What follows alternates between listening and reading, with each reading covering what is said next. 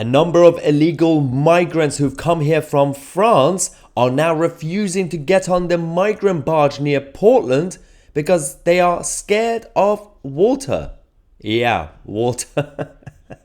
Today we're going to analyze this whole news story that's come out over the last, since last night. It's fascinating. Let's just say it's fascinating. We've got this new, very nice migrant barge. It looks very ugly from the outside, but it's quite spacious inside.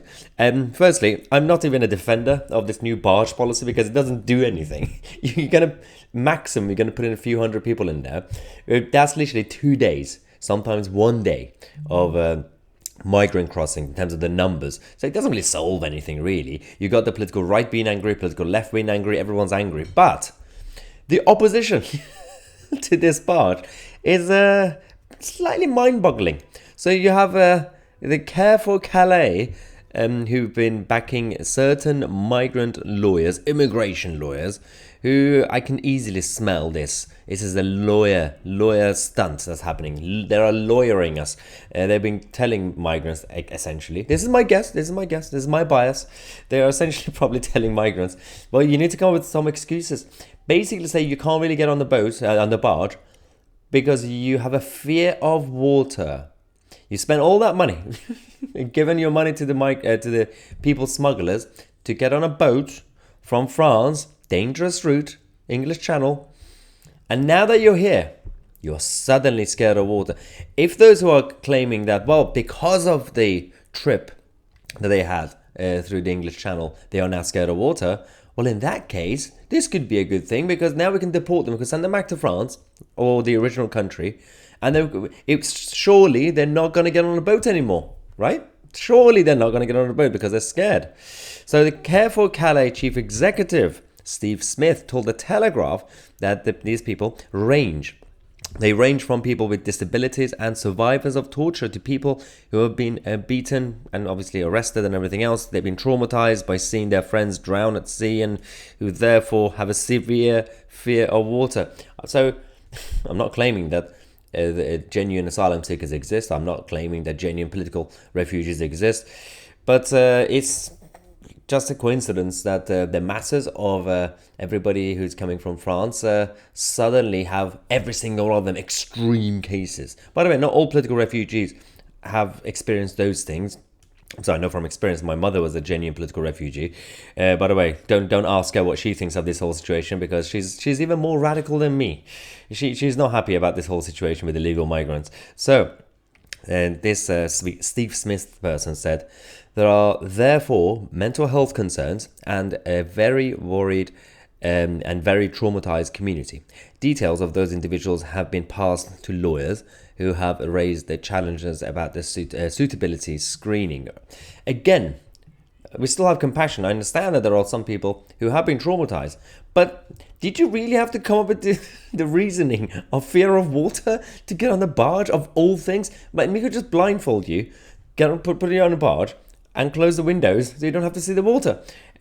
Anyway, that's where we are right now. The government source said anyone refusing to move without a reasonable excuse has 24 hours to reconsider. Also, the government, yeah, you're tough, aren't you? After which, their asylum support will cease and they will have to fend for themselves. I'm not really sure I'm also in favor of this policy because what does that mean? They're just going to get lost and disappear into the system? You know, that's exactly how criminal activity will also increase. Just essentially find a way, and I know they're still saying they're working on it, just send them back to the original countries if you can't, France, if you can't, Rwanda, if you can't, all the other countries you've signed new agreements with. Find a way.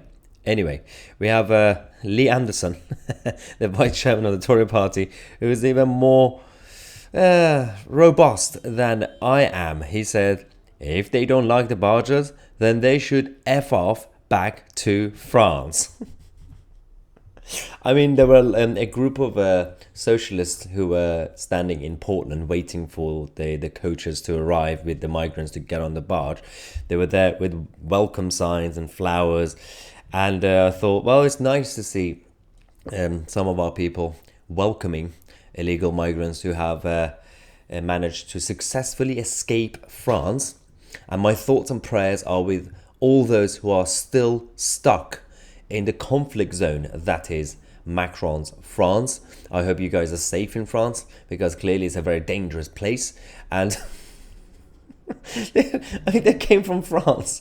It just makes no sense. Anyway, this is the map of the BB Stockholm vessel, the barge that we have. And as you can see, it's pretty spacious.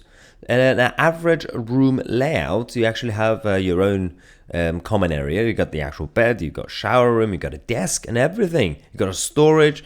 And I don't understand. They also have a recreation room, a TV room. I'm not really sure what the problem here is. Again, I'm not in favor of the policy, mostly because it's just pointless. And it doesn't really, it's just another short-term plaster on the wound. But in terms of the opposition to it, what do you expect? We can't even look after our own people right now. And you expect us to create a luxurious environment for those who are fleeing France. Again, fleeing France. Well, that says a lot. Government source said that this just shows what we are up against. The Labour-linked charities and lawyers are repeatedly trying to stop us from moving illegal migrants out of expensive hotels.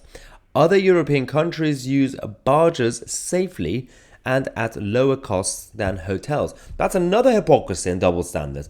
Why is it okay for the European Union countries to do it, but not for us? We've also reported a while ago that Germany have been considering a Rwanda scheme for themselves. Somehow, all these leftist Ramonas and rejoiners are fine with that.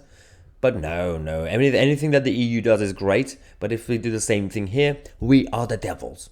I mean, it just makes absolutely no sense. But of course, it's all part of the plan of bringing down the British system. And then you can start from scratch. We could also even rejoin the EU. And at that point, you should expect some sort of uprising from the British people. I'm not advocating for a revolution. I'm just saying people will be absolutely furious and you can't stop them.